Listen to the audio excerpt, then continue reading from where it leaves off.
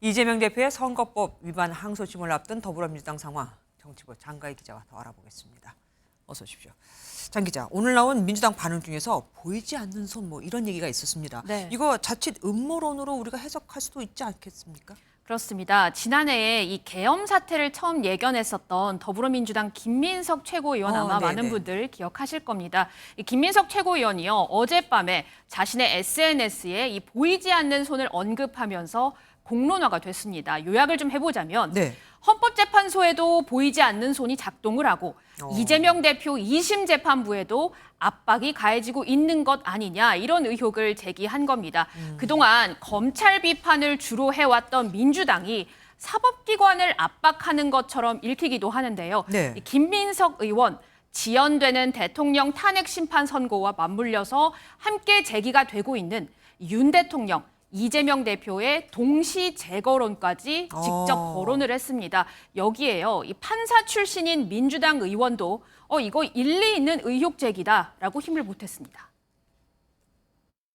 보이지 않는 손이 정말 움직이고 있는 것은 아닌가라고 생각이 들고, 정말 이번 주가 그 보이지 않는 손이 있는지 없는지에 대한 결과물이 나오는 국민들께서도 알 수 있는 그런 주가 아닌가 싶습니다.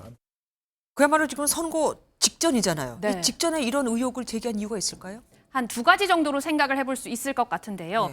앞서 기사에서 보신 것처럼 민주당이 무죄를 주장하면서도 만일 있을 유죄 판결까지 염두에 뒀다는 시각입니다. 그러니까 보이지 않는 손에 의한 사법부 판단에 이 대표가 피해를 봤다, 이런 식으로 추후 여론전을 펼 수 있겠죠. 또 하나, 이 대표의 재판은 차근차근 진행이 되고 있는데 윤 대통령 탄핵 심판 선고는 미뤄지는 점을 꼬집고 헌재를 겨냥해 빠른 결론을 촉구하려는 의도라는 분석입니다.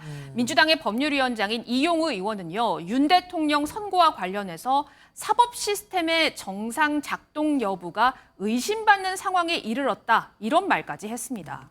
이렇게 셈 발언들이 나오고 있지만 그렇지만 이재명 대표 항소심 결과에 따라서 혹시 당이 흔들릴 수는 있지 않을까요? 일단 민주당은 무죄를 확신하고 있는 상황이고요. 1심과 같은 중형이 만약에 나오더라도 흔들림은 없을 것이라는 게 민주당 주류 의원들의 일관된 설명입니다. 리더십이라든가 이 정당성, 당위성, 더 하나는 리더십에 대한 부분에 있어서는 전혀 흔들림이 없는 것이죠.